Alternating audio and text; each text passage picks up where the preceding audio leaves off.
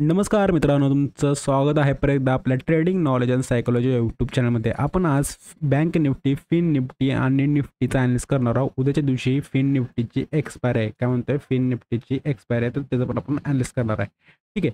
तर बघा, आपण आज काय झालं ते पहिल्यांदा पाहूया. निफ्टीमध्ये काय झालं बघा, मी सांगितलं होतं की जर उद्या येणाऱ्या वीकमध्ये आपल्याला पहिल्यांदा काय काय काम करायचं आहे. पहिलं म्हणजे आपण वीकली जो प्लॅन केला होता ना, तो जर तुम्ही वीकली प्लॅन केलेली जी व्हिडिओ आहे ना, ती वॉच केली नाही तर पहिल्यांदा वॉच करून घ्या.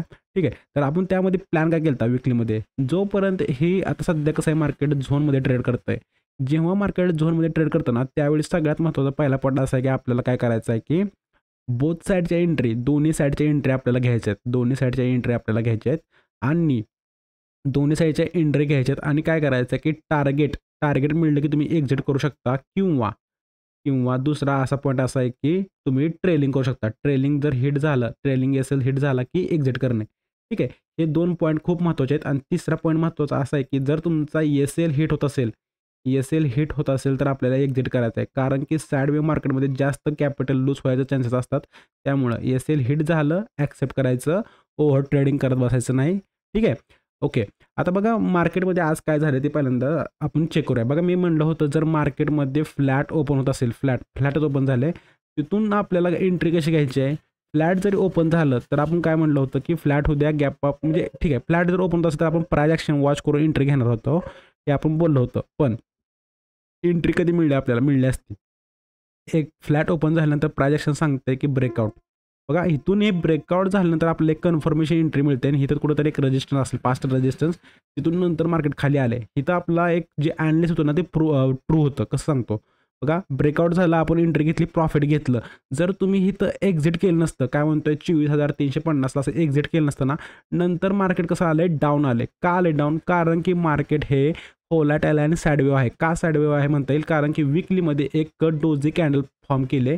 डोजी कॅन्डलचं जोपर्यंत ब्रेकआउट होत नाही विकलीमध्ये, जोपर्यंत ही ब्रेकआउट होत नाही तोपर्यंत आपल्याला एक डायरेक्शनल आपल्याला जाता येत नाही. काय म्हणते, डायरेक्शनल आपल्याला जाता येत नाही.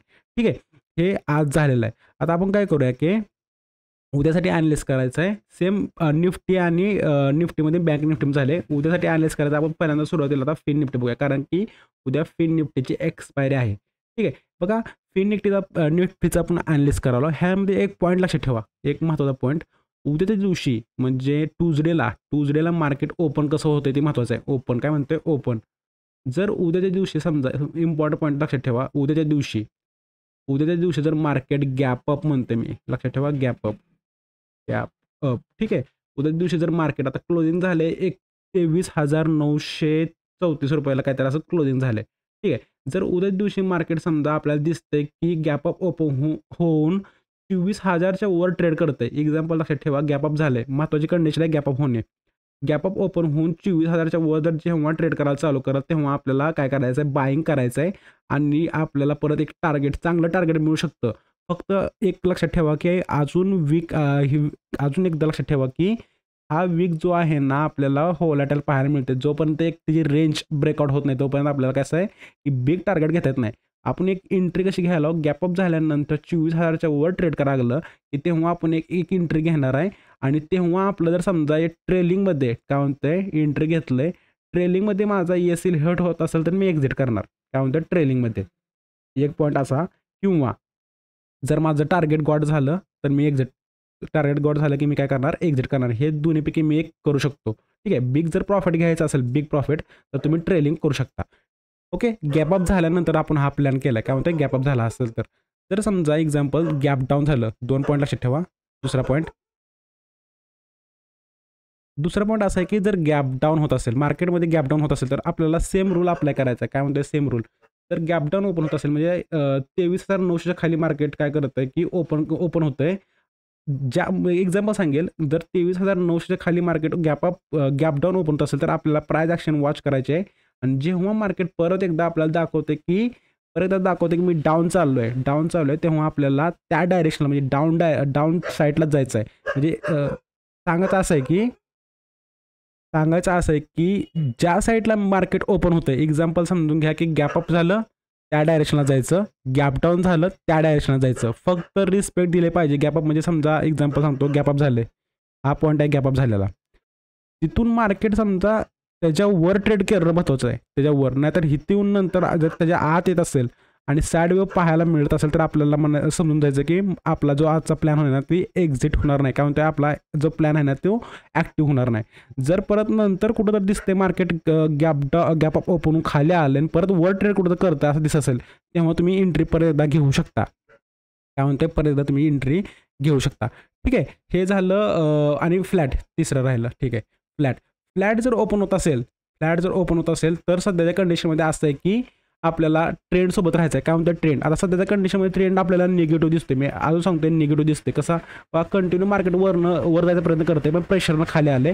त्यामुळं जर मार्केटमध्ये दिसत असेल आपल्याला काय म्हणतोय फ्लॅट ओपन होऊन नंतर कुठेतरी एक स्मॉल प्राइस ॲक्शन आणि ब्रेकआउट, महत्त्वाचं कंडिशन लक्षात ठेवा, ब्रेकआउट होते, ब्रेकडाऊन होते, तर आपल्याला ह्या डाऊन डायरेक्शनला आपल्याला जायचं आहे.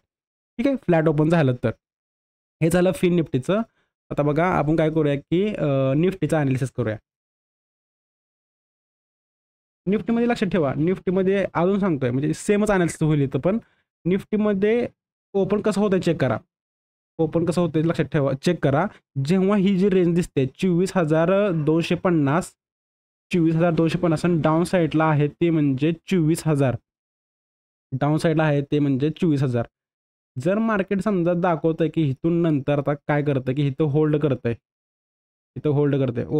ओपन समजा फ्लॅट झालं, फ्लॅट ओपन होऊन समजा खाली होल्ड करतंय, तिथं होल्ड केल्यानंतर जर आपल्याला कंटिन्यू मार्केट खाली जात असेल तर आपल्याला डाऊन म्हणजे कंटिन्यू ट्रेंडसोबत त्या ट्रेंडसोबत जायचं आहे. जर मार्केट समजा उद्याच्याला गॅप अप ओपन होत असेल, गॅप अप ओपन झालं आणि ब्रेक करते 24,200 तर आपल्याला वरच्या साईडला जायचं आहे. पण महत्त्वाचा पॉईंट असा आहे की ह्यात पण सेम महत्त्वाचा पॉईंट असा आहे की आपल्याला एंट्री घेतल्यानंतर आपल्याला काय करायचं आहे, ट्रेलिंग करायचं आहे. आणि ट्रेलिंग एस-एल हिट झाला की एक्झिट करायचं आहे. ठीक आहे.